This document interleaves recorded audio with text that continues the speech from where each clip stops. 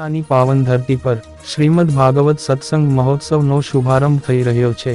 શ્રી દ્વારકેશ લાલજી મહોદય શ્રી કડી અમદાવાદ શ્રોતાઓને કથાનું રસપાન કરાવશે।